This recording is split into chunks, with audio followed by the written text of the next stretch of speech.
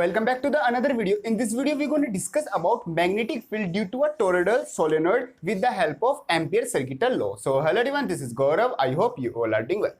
ये बहुत सिंपल सा डेरिवेशन है। इसमें हम करने क्या वाले हैं, हमारे पास एक टोरॉइडल सोलेनॉइड है, उसकी हेल्प से वो कितनी मैग्नेटिक फील्ड प्रोड्यूस कर रहा है वो हम देखने वाले हैं। सबसे पहले देख लेते हैं टोरॉइडल सोलेनॉइड क्या होता है। सिंपली जो आपको पता है एक सोलेनॉइड होता है। सोलेनॉइड क्या होता है, एक स्टेट हमारी रोड होती है, मींस जिसपे हमने क्या है वायर हमने क्या है रैप की हुई होती है, वो हमारा नॉर्मली सोलेनॉइड हम उसको बोलते हैं। जब हम इस सोलेनॉइड को क्या है बैंड करके एक सर्कुलर फॉर्म में ला देते हैं, मींस अगर ये स्टेट फॉर्म में हो तो उसका नाम रखते हैं अपना, सिंपली हम बोलते हैं इसको सोलेनॉइड। अगर उसी सोलेनॉइड को क्या है थोड़ा बैंड करके क्या एक सर्कुलर फॉर्म में लिया है तो उसका नाम हो जाता है टोरॉइडल सोलेनॉइड। ये सिंपल सा हमारा टोरॉइडल का कांसेप्ट आता है। अब हम इसमें देखने वाले कि ये कितनी मैग्नेटिक फील्ड प्रोड्यूस करता है। इसके लिए हम यहाँ पर हम तीन कंडीशन लेंगे, मींस तीन केस हम डिस्कस करेंगे। सबसे पहला देखो, ये हमारा एक टोरॉइडल है, ठीक है। यहाँ पर हमने क्रॉस, यहाँ पर हमने डॉट बनाया। इनका मतलब आपको पता ही है, क्रॉस का मतलब है कि जो मैग्नेटिक फील्ड की डायरेक्शन है वो क्या है इस बोर्ड के इनवर्ड है, मतलब कि इनसाइड है। और जो डॉट है, जहां जहां पर डॉट है इस साइड में क्या है वहां से बाहर जो मैग्नेटिक फील्ड है वो आ रही है।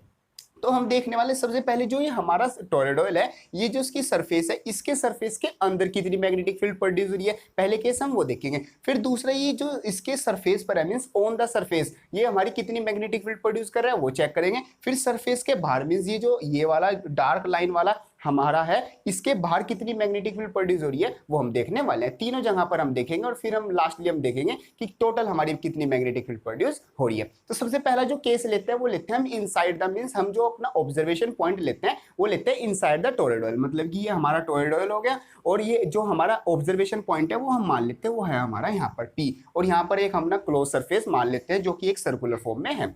जो हमारी ये वाली क्लोज सरफेस होगी ये इस टाइम किस पर अंदर है, मतलब कि टोरॉइडल है उसके अंदर है। तो केस फर्स्ट हमारा यही हो गया, case first when P lies inside, जब भी टोरॉइडल के अंदर जो हमारा ऑब्जर्वेशन पॉइंट है लाइज करेगा तो वहां पर मैग्नेटिक फील्ड की वैल्यू कितनी होगी, वो होगी जैसे हमें पता है according two ampere circuital law, close integration B dot dl किसके इक्वल होता है, न्यू नॉट I के इक्वल होता है। अब यहाँ पर जो इस केस में जो होता है, जो टोरॉइडल के इनसाइड में जो करंट की वैल्यू होती है वो जीरो होती है, मींस जो टोरॉइडल है उसके अंदर हमारी कोई भी करंट फ्लो नहीं होती। तो यहाँ पर I की वैल्यू कितनी होगी, यहाँ पर I की वैल्यू हो गई जीरो। तो I की वैल्यू जीरो होने से जो नेट मैग्नेटिक फील्ड की वैल्यू है वो भी कितनी हो जाएगी, जीरो हो जाएगी। तो हम कह सकते हैं जब जो हमारा P है वो टोरॉइडल के इनसाइड लाई करेगा तो वहां पर कितनी मैग्नेटिक फील्ड प्रोड्यूस होगी, वहां पर हमारी जीरो मैग्नेटिक फील्ड प्रोड्यूस होगी। अब आता है हमारा सेकंड केस। सेकंड केस में हमारा आता है when P lies on the surface, means जब हमारा जो P है, जो ये P है ये यहाँ से हटके कहां पर, यहाँ पर चला जाता है, मींस किसी ऑब्जर्वेशन पॉइंट कहां पर है हमारा on the surface of toroidal. ये जो हमारी डार्क लाइंस है जो मेन हमारा टोरॉइडल है इसके अंदर अब हमने अपनी क्लोज सरफेस, अपनी जो भी क्लोज सरफेस कंसीडर की हुई है, और यहां पर हम चेक करने वाले हैं कितनी मैग्नेटिक फील्ड प्रोड्यूस हो रही है। तो सिंपली हम अपना वही फॉर्मूला लगाते हैं एम्पियर सर्किटल लॉ वाला कि B dot dl is equal to mu naught I। ये हमारा सिंपल एम्पियर सर्किटल लॉ हो गया। अब यहाँ पर हम देखते हैं B डॉट dl, जैसे A डॉट B होता है AB cos थीटा, तो हम सिंपली इसको ओपन कर लेते हैं। तो B dl cos theta, theta की वैल्यू क्या है, यहाँ पर थीटा की वैल्यू आ जाती है हमारी जीरो, क्योंकि दोनों हमारी क्या है close surface means circular form में ही आती है, एक ही डायरेक्शन में हमारी है। तो जीरो मतलब थीटा की वैल्यू होगी जीरो और cos जीरो की वैल्यू होती है 1। तो हम डायरेक्ट लिख देंगे जो हमारा कांस्टेंट है B उसको तो लिख देंगे बाहर, और हमारी आ जाएगी B integration dl is equal to mu naught I। तो हमारा एज इट इज चल रहा है। अब ये जो हमारा dl है, dl का मतलब होता है हमारी टोटल लेंथ। अब हमने मान लो इतना सा पॉइंट कंसीडर किया था, ये तो थी हमारी dl। तो जब हम ये पूरा पॉइंट देखेंगे तो ये कितनी आ जाएगी, ये आ जाएगी हमारी इसकी सरकमफ्रेंस। सरकमफ्रेंस का फॉर्मूला क्या होता है हमारा 2πr। अब यहाँ पर हम ले लेते हैं कि जो हमारा सेंटर है, सेंटर से लेके जो हमारी यहाँ तक की जो लेंथ है वो मान लेते हैं वो कितनी, हमारी लेंथ मतलब कि रेडियस हमारी कितनी है वो मान लेते हैं, हमारी आ जाती है a। तो हमारी इसकी सरकमफ्रेंस कितनी होगी इस सरफेस की, वो हो गई हमारी 2πa, क्योंकि सरकमफ्रेंस क्या होता है 2π इंटू रेडियस। तो हम dl की जगह लिख देंगे dl मतलब छोटी सी लेंथ, और इसको इंटीग्रेट करेंगे तो हमारी आ जाएगी पूरी लेंथ जो कि आएगी B डॉट 2πa, मतलब 2πa यहाँ पर होगी circumference is equal to mu naught I। ये हमारी वैल्यू एज इट इज आ जाती है। अब यहाँ में निकालनी क्या है, हमें निकालनी अपनी B की वैल्यू। तो जो उधर एक्स्ट्रा है वो इधर ले आएंगे और B हम उधर ही रहने देंगे। तो B इज इक्वल टू आ जाएगा हमारा new naught I upon 2πa, और इसकी मल्टीप्लाई कर देंगे हम अपना कैपिटल N से। कैपिटल N हमने पिछली वीडियो में भी देखा था। उस कैपिटल N का मतलब होता है कि जो टोटल नंबर ऑफ टर्न्स होते हैं, मींस जैसे ये हमारा एक टर्न है तो N की वैल्यू हो जाएगी 1। अगर ये हमारे 2 टर्न होते तो हमारी N की वैल्यू हो जाती है 2। इसी तरीके से हमारी जो क्वेश्चन में N की वैल्यू दी होगी वो हमें फॉर्मूले में रखनी है और ऐसे हम सॉल्यूशन कर लेंगे। तो अगर हमारा जो P है वो लाई करेगा on the surface of toroidal solenoid, तो हमारी जो B की वैल्यू आएगी वो आएगी B is equal to mu naught I upon 2 pi A into N, in which जो A है वो हमारी रेडियस है, एन हमारा क्या है टोटल नंबर ऑफ टर्न्स। ये आ जाता है हमारा केस सेकंड। अब हम बात करते हैं केस थर्ड की। केस थर्ड में हम देखेंगे when P lies on the outside,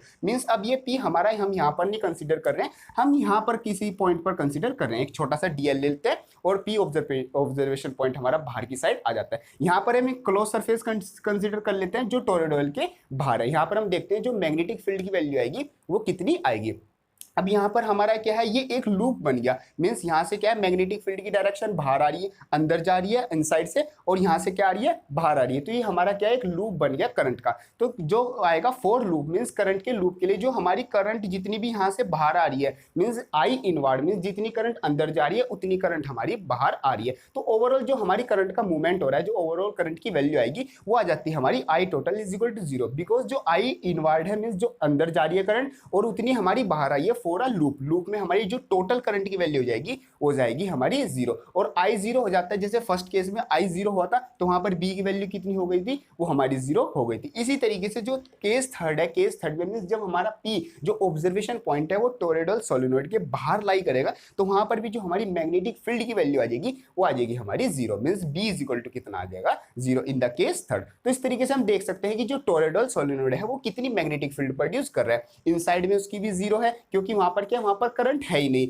जो उसकी सरफेस पर है, सरफेस पर कितनी वैल्यू है वो है B is equal to mu naught I upon 2 pi A, वो हमारी वैल्यू आ जाती है। और आउटसाइड में कितनी है वो भी हमारी 0 है। क्यों, क्योंकि वहां पर जो एक लूप होने की वजह से जो टोटल करंट है, जो नेट करंट की वैल्यू है वो 0 हो जाती है, इसलिए वहां पर B की वैल्यू 0 हो जाती है। तो ये हमने देख लिया कि जो मैग्नेटिक फील्ड है वो कितनी प्रोड्यूस हुई due to a toroidal solenoid with the help of Ampere circuital law. Means हमने किसका यूज किया यहाँ पर, एम्पियर सर्किटल लॉ। ये वाला हमारा B dot DL is equal to mu naught I, ये होता है हमारा एम्पियर सर्किटल लॉ। तो बिल्कुल सिंपल इस तरीके से डेरिवेशन को कर सकते हैं। तो वीडियो हेल्पफुल लगे तो उसको लाइक जरूर करना, जाते वक्त चैनल को सब्सक्राइब जरूर कर लेना। मिलते हैं अपनी नेक्स्ट वीडियो, तब तक के लिए थैंक यू।